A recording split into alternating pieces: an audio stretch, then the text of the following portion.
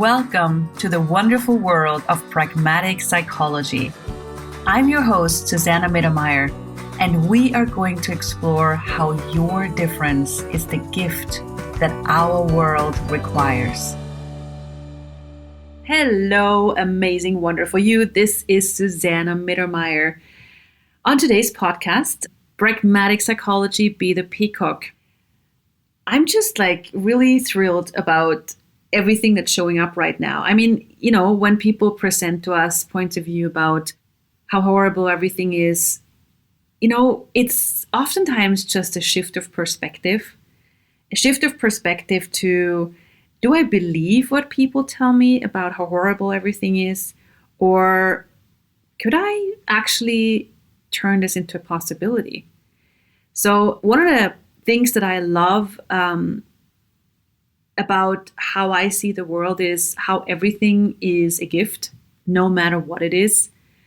And this is something I always had, but I ask for more every single day. Like this truly receiving of ease, of joy, of glory. So many people make problems a reality, difficulties a reality.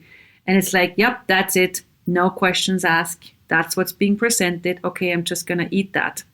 What if you don't eat what's being delivered to you just because people want you to eat it and buy it and make it yours?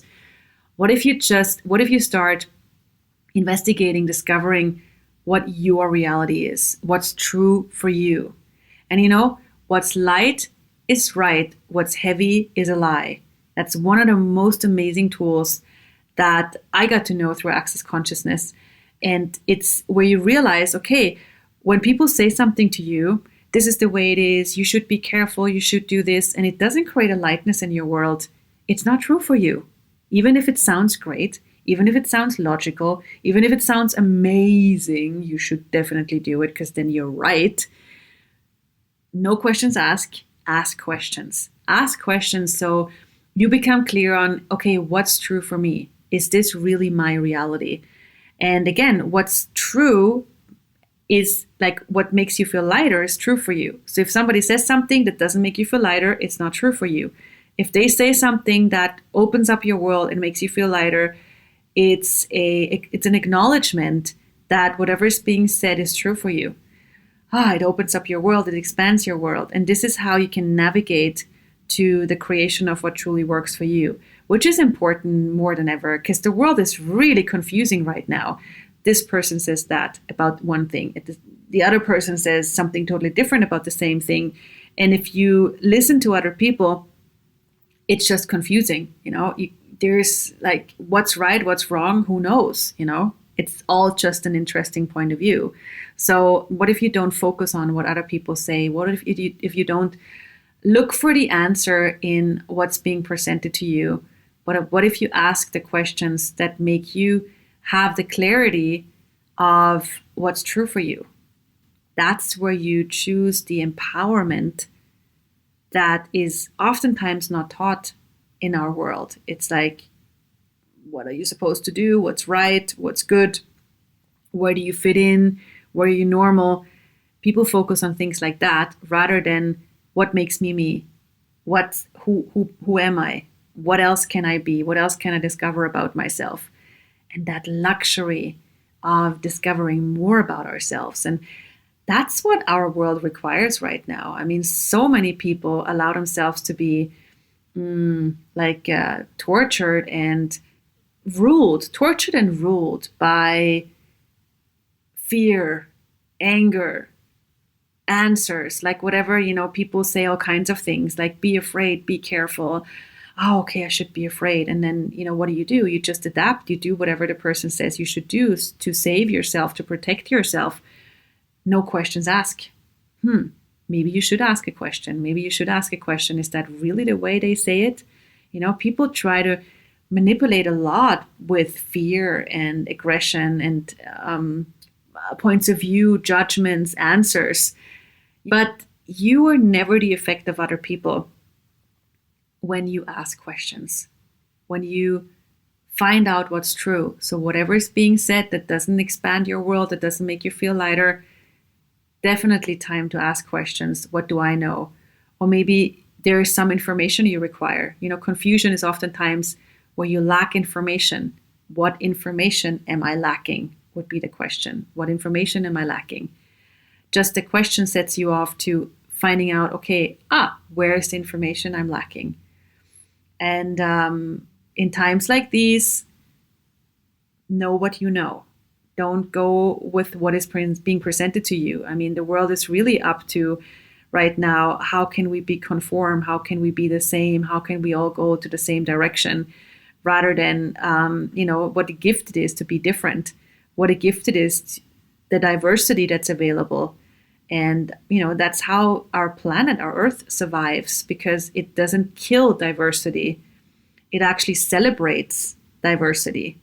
That's how plants and animals can keep on living and actually thriving and expanding their ways of living and also getting better by celebrating diversity, by allowing it. And, I think I mentioned it on previous podcasts also, how people, even in agriculture, have realized that the more diversity we have, the better crops we grow, the more, money we also can make, because the earth gives us more of its fruits when we allow the diversity. I mean, my partner and I, we were on a walk the other day, and we saw in the woods how there used to be only, I don't know the English word, so I have to say it in a different way. So there used to be only one sort of trees, in many woods. There's just one sort of trees.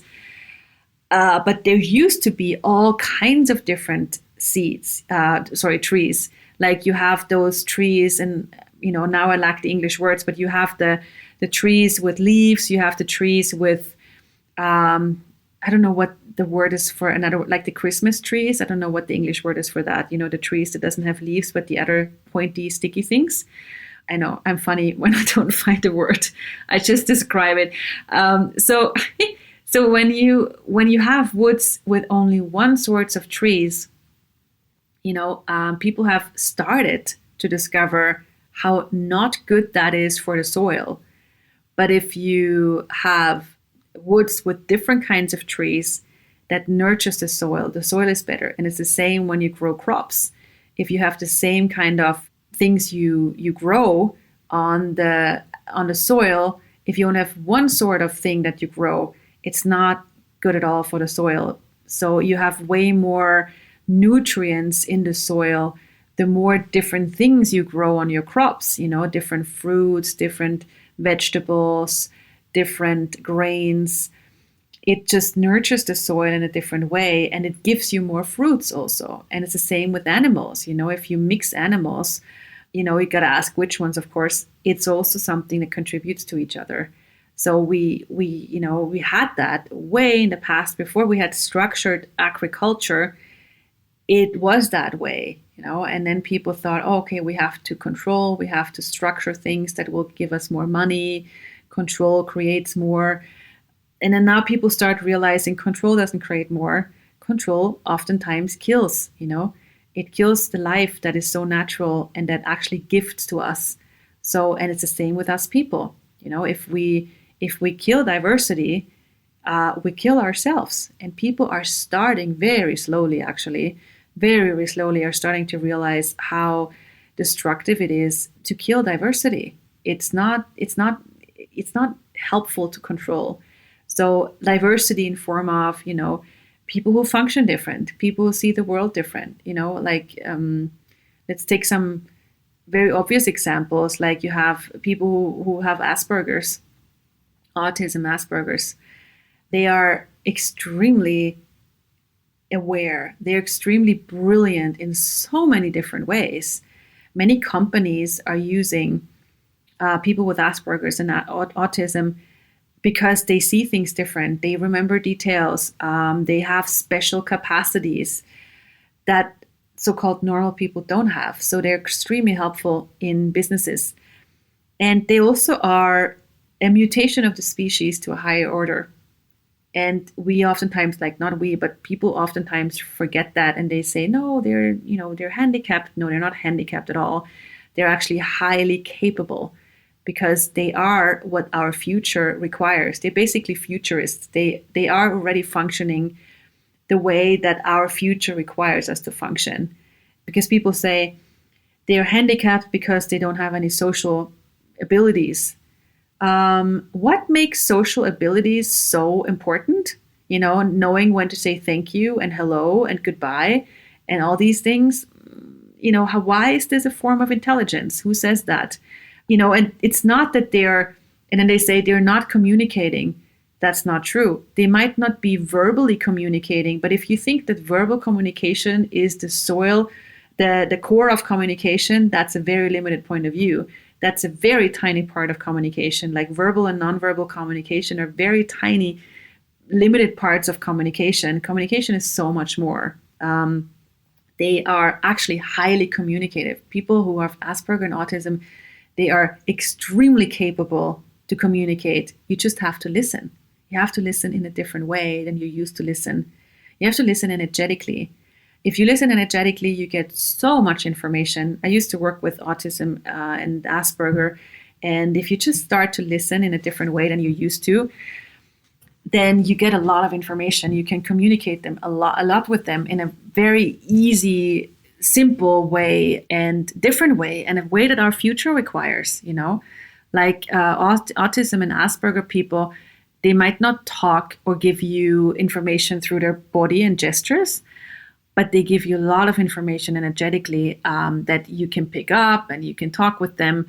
And it's more communication from space than from the solidity of words and gestures. So if you're used to listening to only solidity, the solidity of thoughts, the solidity of words or gestures, you have to learn to listen in a different way. It's like the same way nature talks to you or animals talk to you. They don't say to you, water me. The plant doesn't say to you in English or another language, water me now. The animal doesn't say to you, go take a walk with me. They let you know energetically. So you never doubt that when you feed your animals or when you take a walk with them, because they tell you energetically, take me out. I want to go for a walk. They tell you, I want food now. Scratch me, pet me. They tell you energetically, and you pick that up and you do it. You think it's your thought. It's not. It's something that you get the communication of without thinking about it. And it's the same with people with Asperger and autism. They tell you energetically. You just have to pick it up. So stop thinking. Stop polluting yourself with thoughts. Open up. Listen. Listen to the world. Listen to the whispers of possibilities. Everything talks. Everything speaks. You just got to listen. So this is the future that is coming. It's here, and it's something that it's a different way of functioning that our future requires. And so that was just one example of diversity. And then, all kinds of people, oftentimes, people who have been diagnosed are like those extremes examples of diversity where somebody says, oh, you're wrong, you're incapable, you have a handicap, you have a diagnosis.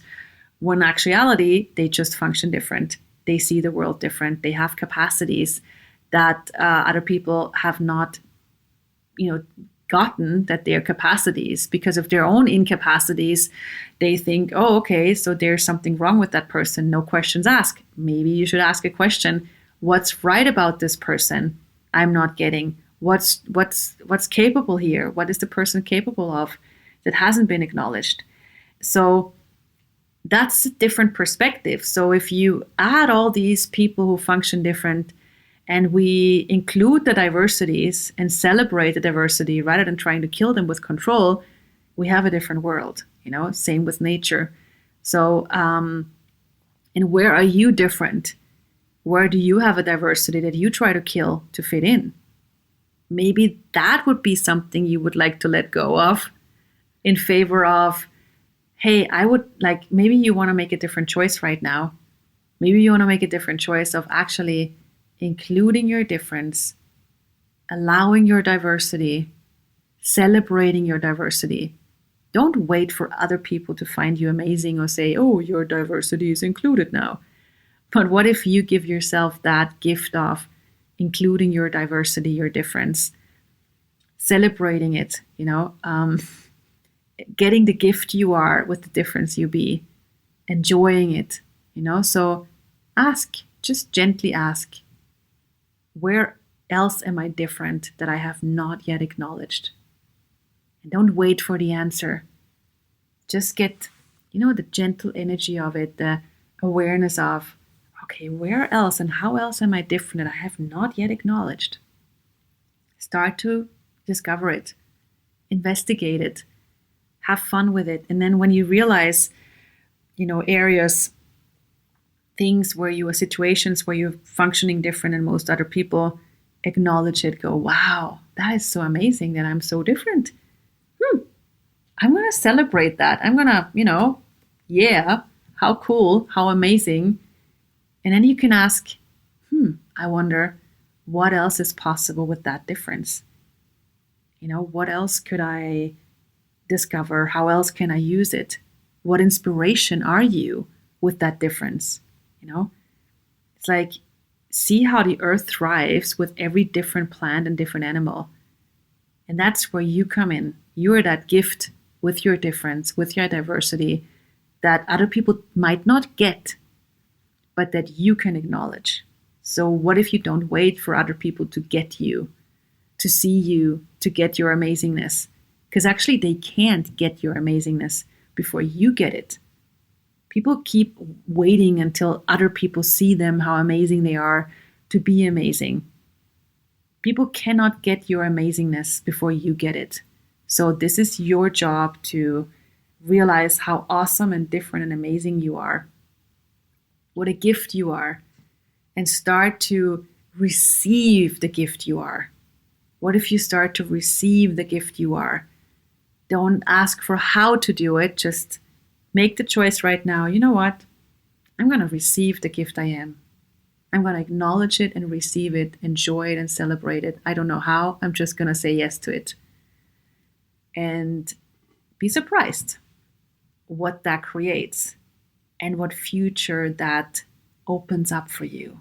So ask questions and allow the diversity. Diversity creates. And diversity is a gift. And by you acknowledging your diversity, you're an inspiration for other people and for them to allow their diversity to come up and show itself and be celebrated, and just get the energy of what future we can create. No more followers, only leaders. Wow, different world, different future. So my friends, I hope this was a contribution and inspiration for you. Enjoy being you. And I'm looking forward to the next episode. And hey, if you have any requests on topics, just put them somewhere where I can find them. Like, for example, if you just make a comment under the podcast on my webpage. My webpage is www.susannamittermaier.com. And under the podcast, you can just make a comment about, requests or ideas you have. You can also find the classes I do, like on the calendar, if you ever want to do some more of this in different topics. I do pragmatic psychology classes, and I do very many different classes, actually, working a lot with pragmatic practitioners, which is it's a life form. It's a thing that people learn on how can I work with clients in a different way. How can I use these tools to, facilitate change? Facilitating means making easier. If you are a practitioner of any sort, a teacher, a social worker, a psychologist, a coach, or, life coach, or whatever you do, is like, how else, pragmatic psychology is this totally different perspective on facilitating change. It's completely different than any other method out there. So, and whoever engages with it, they're surprised. They're oftentimes surprised about themselves, about what they got going on and what they're capable of that they have never acknowledged. So there are many different things going on that we have. So we also have the pragmaticpsychology.com page where you can find more information about also other people who offer sessions, who have done classes with me. And we also have, because I work with schools and hospitals, because most of them want to know more about pragmatic psychology and how they can implement it in their work. And so we do that too. So that's available. And for some of them, they don't always have the money for it. So we created a platform like a foundation.